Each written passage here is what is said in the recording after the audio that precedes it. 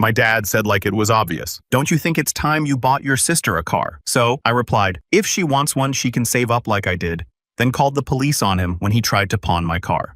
I walked into my parents' house, and the first thing that hit me was the smell of barbecued ribs, baked mac and cheese, and a faint but unmistakable scent of Dad's fancy cologne, the same one he's worn since the 1990s. Mom always went all out for family dinners, and tonight was no exception. The dining table was loaded with classic American comfort food, cornbread, mashed potatoes, grilled steaks, and enough beer and whiskey to keep Dad in what he called his Sunday best mood. I wished I could say I was excited to be there, but I already knew how the night was going to go. It always did. My younger sister Lauren was the golden child, the one who could do no wrong, while I was the independent one, which was just a nice way of saying I didn't get handouts. I grabbed a plate and was about to dive into the mac and cheese when Dad, already 2 drinks in, cleared his throat. Lauren's been doing great in college, he announced like he was giving a TED Talk. Top of her class. Professors say she's got a bright future ahead. I took a sip of my beer and nodded, keeping my mouth shut. No need to poke the bear, Mom beamed. She's been working so hard, Frank. She deserves all the success. Good for her, honestly, but I already knew where this was going. It was the way they acted like Lauren was the second coming while I was just some extra piece of furniture that got under my skin. I bet it's tough balancing school and work, huh, sweetheart? Dad said, his voice thick with fake sympathy. That's why I was thinking. He turned to me, and I knew it was game time. Ethan, don't you think it's time you helped out your sister a little? There it was, the setup. I glanced at Lauren, who was pretending to be surprised, but come on. She already had this conversation with them. How do you mean, I asked, like I didn't already know? Dad leaned back, swirling his whiskey. She's been struggling to get to work and class. You got a good job now. Maybe you could buy her a car. I almost choked on my drink.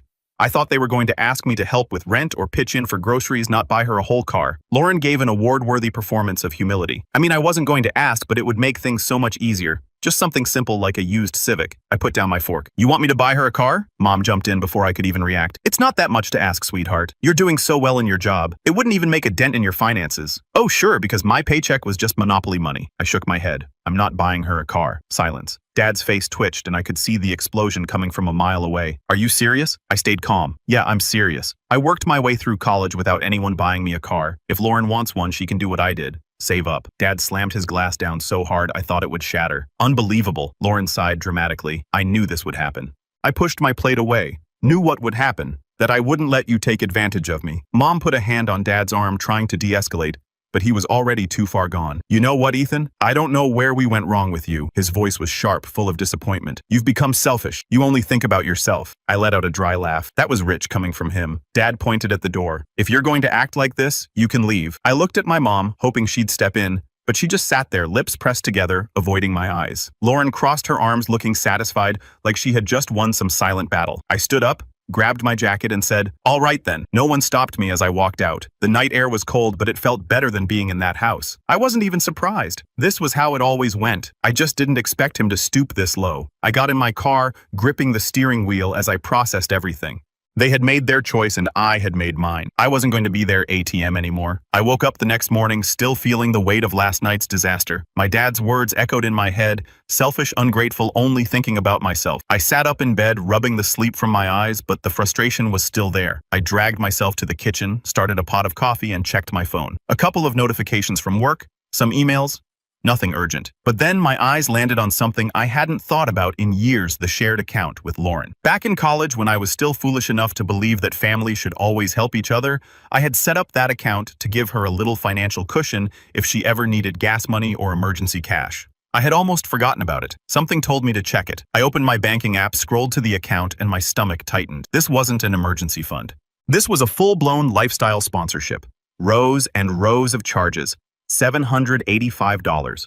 Starbucks, $22.50. Ulta, $19.99. Sephora, more Starbucks, more online shopping.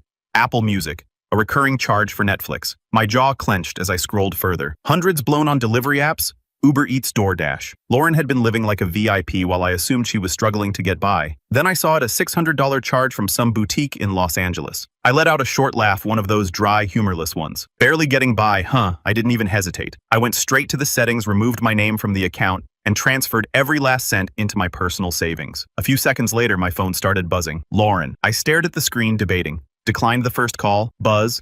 Declined the second, buzz. Third time's the charm. I sighed and finally answered. What the heck, Ethan? Her voice was high-pitched, somewhere between outrage and panic. I just tried to buy something and the card got declined.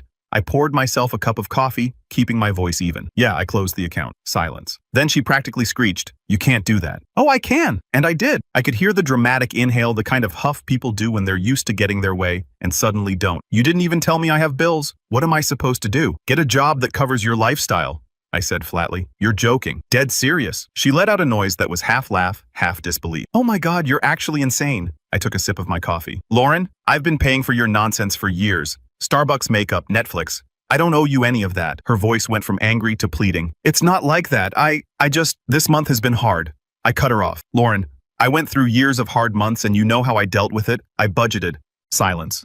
Then she sighed. "Mom and Dad are going to lose it." That made me pause for half a second, but then I shook it off. "Yeah, let them. Maybe they can buy you that car they wanted me to get." Another sharp inhale, then the call disconnected. I sat back in my chair, gripping my coffee mug. The adrenaline was wearing off, but the frustration was still there. I wasn't a bad guy. I wasn't the selfish one. If they wanted to call me that, fine. I was done being their personal bank. Not anymore. The knock on my door came earlier than expected. I had just finished my second cup of coffee, still in sweatpants, scrolling through my phone, trying to shake off the leftover irritation from yesterday. The moment I heard the knock, I already knew who it was. I took a slow breath before opening the door, and there he was. Frank, my father, dressed in his usual weekend outfit, jeans, a flannel, and that belt he always tightened just a little too much, like it was part of his intimidation tactics.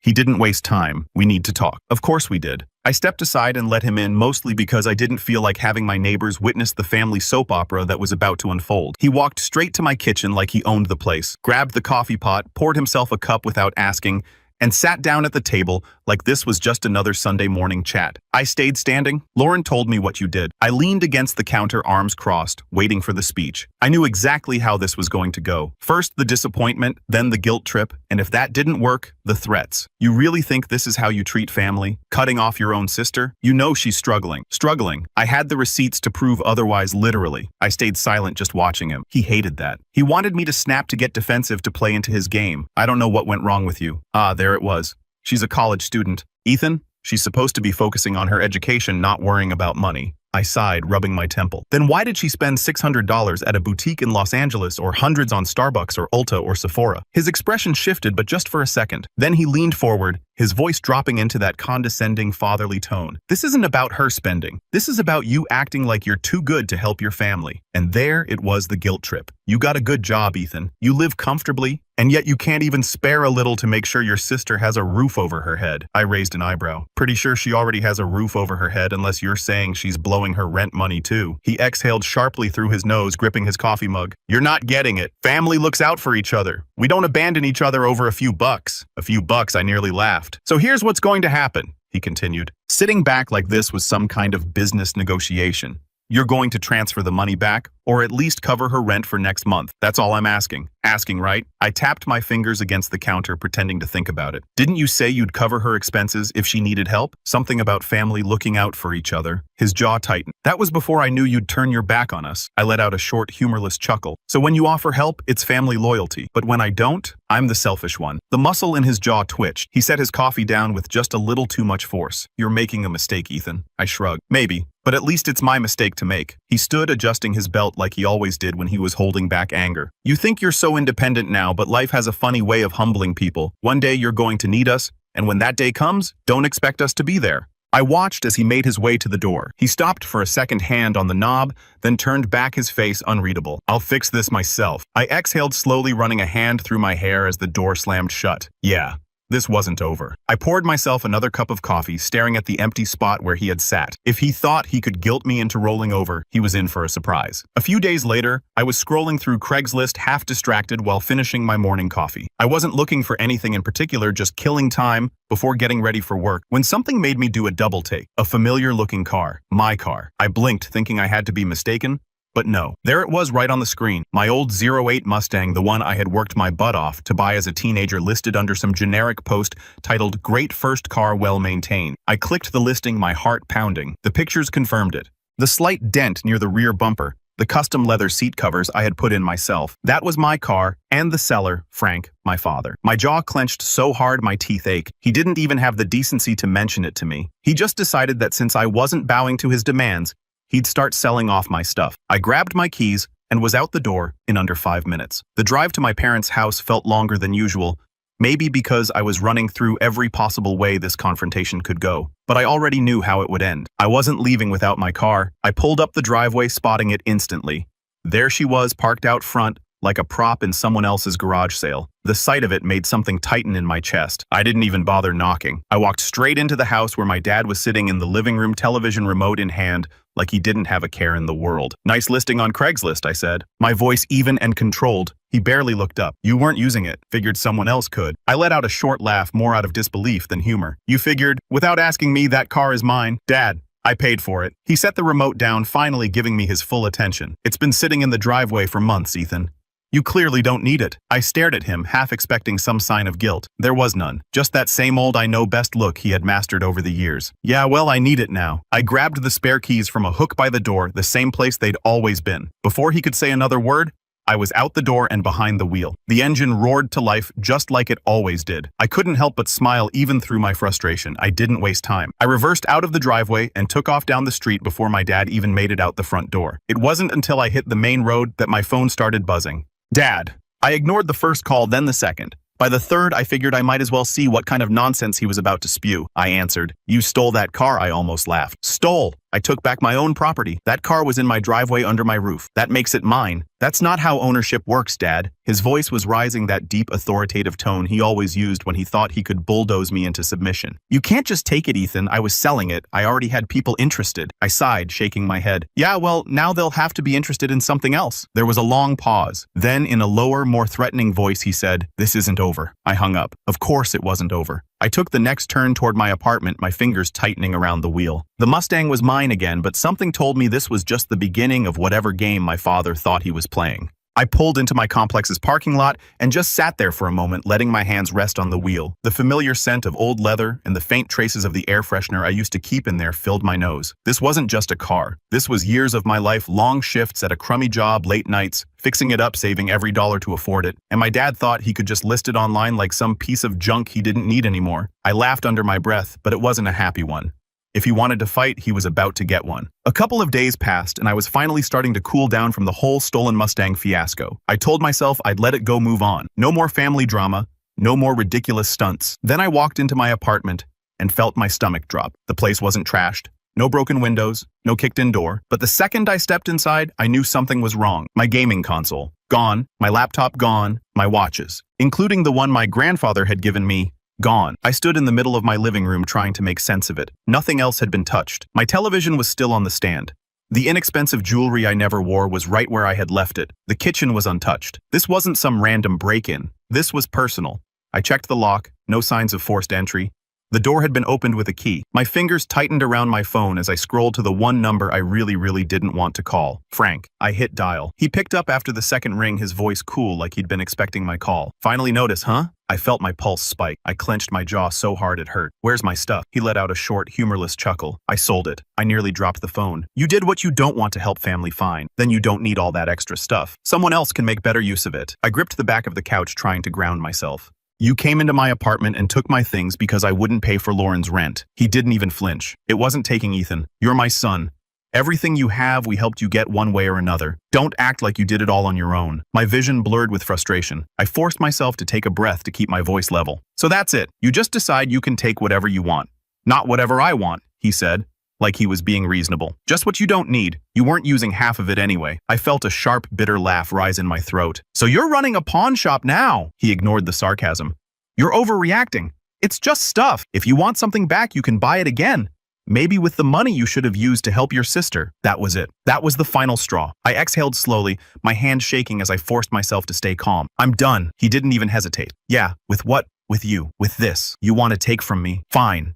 But don't expect me to come running when you need something." Silence. Then a scoff. "You'll come back around. You always do." I ended the call. My whole body was tense, my hands gripping the phone so hard I thought it might crack. I wasn't sure what I was going to do next, but one thing was clear. This time, I wasn't going to let it slide. I sat down, staring at the empty spot where my gaming console used to be. My laptop had all my work files. My watches weren't just accessories. They had meaning. And this wasn't just some family issue anymore. This was theft, a real legal crime. And if my father thought I'd just roll over like I always had, He was about to get the biggest wake-up call of his life. I sat on my couch, staring at the blank space where my gaming console used to be. My laptop was gone. My watches, some of them family heirlooms, had vanished. The anger that had been simmering finally boiled over into something clearer. This wasn't just another round of family drama. This was theft, and theft had consequences. I grabbed my phone and did what I should have done the second I saw my stuff was missing. I called a lawyer. After a few minutes of explaining my situation, the guy on the other end let out a low whistle. "Wow, that's a new one," he said, clearly entertained. Most people don't have to deal with their own parents pulling this stunt. I wasn't in the mood for jokes. "Can I do anything about it legally?" He didn't hesitate. "Absolutely. You have texts, a call log, and the fact that there was no forced entry. If your father took your belongings without consent, that's theft, plain and simple." I exhaled. I knew it, but hearing it from someone who actually understood the law made it hit differently. He continued, "If you file a police report, they'll have no choice but to investigate. Whether or not it goes to court, well, that depends. But if your dad wants to play this game, he's in for a reality check." That was all I needed to hear. I thanked him, hung up, and immediately called the police non-emergency line. The conversation was surprisingly smooth. The officer took down the information and advised me to stop communicating with my father for the time being. That part made me pause. My entire life I'd been taught that family issues stay in the family. No matter how bad things got, you didn't involve outsiders. But this was different. He didn't just take a couple of bucks from my wallet. He had broken into my home and sold my property like it was his to do whatever he wanted with. I got off the phone, the weight in my chest a little lighter. Then I did something I never thought I'd do. I called my father. It rang twice before he picked up. "Ethan." His tone was flat, like he was bracing for a fight. I didn't waste time. I filed a police report. Silence. Then a scoff. "You didn't." "I did." I could almost hear the gears turning in his head. "You're really going to drag our family through this over a couple of gadgets?" I clenched my jaw. "Over my property being stolen and sold without my consent?" "Yeah, I am." There was a pause, and for the first time in a long time, I thought I heard something new in his voice. Panic. "Listen, son," he said, suddenly switching to that sickly sweet, "let's be reasonable voice. There's no need to get the police involved. Let's talk this out like adults." I leaned back, shaking my head even though he couldn't see me. "That option was on the table before you decided to sell my things behind my back." He let out a heavy breath. "Fine. What do you want?" I almost laughed. He didn't even deny it. He didn't try to gaslight me, twist the story, or make me feel like I was overreacting. He knew exactly what he had done, and now that there were real consequences, he was scrambling. "I want my money. Every dollar you made from selling my stuff. Now." Another long pause. Then the magic words. "Fine. I'll send it." I checked my phone a few minutes later, and sure enough, a transfer notification popped up. Every last cent. I half expected him to try and short me, but I guess the threat of actual legal action was enough to scare him straight. The weight in my chest finally lifted. I had won this round, but I wasn't naive. This wasn't over. I got up, walked to the kitchen, and poured myself a drink. The Mustang, the stolen electronics, the years of guilt-tripping it was all coming to a head. My father was losing control over me, and he hated it. Something told me he wasn't done trying to get it back. For the first time in my life, I was making decisions purely for myself. No guilt, no second-guessing. Just me, my own path, and a fresh start somewhere far from the mess I had left behind. A week later, I packed up my apartment, put in my 2 weeks' notice at work, and started looking at places out of state. Texas too hot, New York too expensive. Eventually I landed on Colorado. Good job market, decent rent, and most importantly, far enough away that no one could just drop by. I didn't tell anyone, no warning, no goodbyes. The only clue they got was when I canceled my lease, shut down my old phone number, and disappeared. For the first time, I felt like I could breathe. Months passed. My new life was quiet, peaceful. I had a new job, a new apartment, and no surprise visits, no passive-aggressive texts, no constant guilt trips about how I wasn't doing enough for the family. Then out of nowhere, a knock on my door. I hesitated before opening it. No one here knew me well enough to drop by unannounced.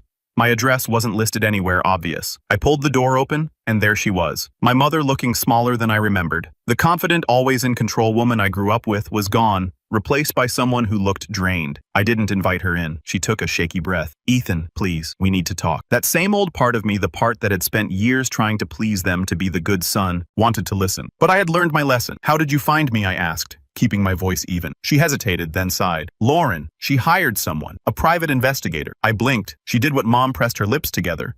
She was desperate. "She's pregnant, Ethan, and your father. He lost everything. The business, the house. It's all gone." I didn't react. I just stood there processing. She must have mistaken my silence for hesitation because she reached out, gripping my arm. "We need you, Ethan.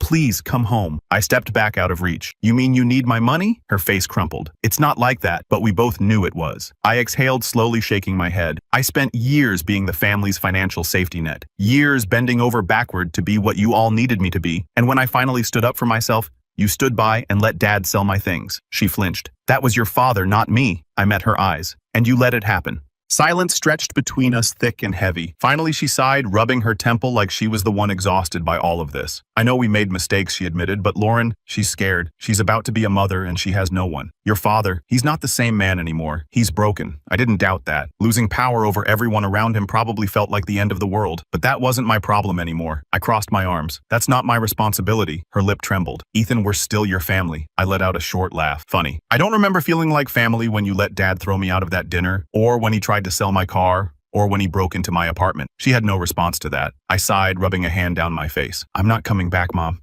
Not now. Not ever. She wiped at her eyes, nodding stiffly. I had to try. And with that, she turned and walked away, disappearing down the hallway. I closed the door, leaning against it as I let out a slow breath. It was really over. And for the first time, I didn't feel guilty about it. The silence was refreshing. Months had passed since I last heard from my family. No guilt-tripping phone calls, no backhanded comments disguised as concern, no last-minute emergencies that conveniently required my financial assistance. For the first time, my life was just that, mine. Then my phone buzzed. I glanced at the screen, expecting it to be a work email or maybe a message from a friend. Instead, it was Lauren. Ethan, I really need to talk. Please. It's important. I locked my phone and tossed it onto the counter. A year ago, I would have dropped everything, called her back instantly, let her tell me how hard things were and how just this one time she needed help. And then just like always, I'd have been the one to fix everything while she reaped the benefits. But that was then. I had learned my lesson. The messages kept coming over the next few days, each more desperate than the last. I don't have anywhere else to turn. You're my big brother. Doesn't that mean anything to you? I don't know what I'm going to do. I knew what she was trying to do, pulling the same strings she always had. The problem was those strings had been cut, and yet some part of me hesitated because as much as I had worked to break free, there was still a small part of me that wanted to believe she had changed, that this wasn't just another attempt to manipulate me. So I did something I hadn't done in months. I checked her social media, and there it was. Between the vague, inspirational quotes about family being forever and forgiveness setting you free, there were photos of her at restaurants buying baby clothes that looked more designer than practical, a brand new stroller that probably cost more than my first car, and in the comments, a conversation where she told her friends that her brother was too selfish to help his own family. That was all the confirmation I needed. I blocked her number. I could already imagine how the story would be told at family gatherings if there even were any left. Ethan abandoned his pregnant sister. Ethan turned his back on his family. Ethan only cares about himself. But none of them had been there the night I had lain awake wondering if I'd ever be more than just a family ATM. None of them had watched me struggle while pretending I was doing fine because asking for help would only lead to lectures about how they had it harder. None of them had cared about me beyond what I could provide. And now, for the first time in my life, I was truly free. 6 months passed. I built a life in Colorado that had nothing to do with them. I had new friends who knew me for me, not for what I could do for them. I spent weekends hiking, visiting new places, actually living my life instead of waiting for the next disaster to clean up. I picked up new hobbies, cooking, which I had never really had time for before. I discovered that I actually enjoyed it, not just microwaving something fast between long shifts, but real cooking. I found a great little farmer's market down the road, and Sunday mornings became my time to pick up fresh ingredients, chat with vendors, and try new things. It was the kind of small pleasure I had never given myself permission to enjoy before. I started going to the gym again, not to impress anyone, but because it felt good to take care of myself. I wasn't constantly drained by someone else's problems, so I actually had energy to invest in my own health. Even dating felt different. Before, I had been so preoccupied with family drama that I never had the mental space to connect with anyone. Now I was finally in a place where I could focus on myself, and to my surprise, people liked me for who I was, not what I could provide. For the first time, I wasn't someone's backup plan. I wasn't someone's safety net. I was just me, and it felt incredible. I'd be lying if I said I never thought about them. Every now and then, something would remind me of home. A song, a smell, a silly joke only my dad would have laughed at, and for a moment, I'd wonder if I had made the right choice. Then I'd remember what it felt like to be free, and I'd realize I had.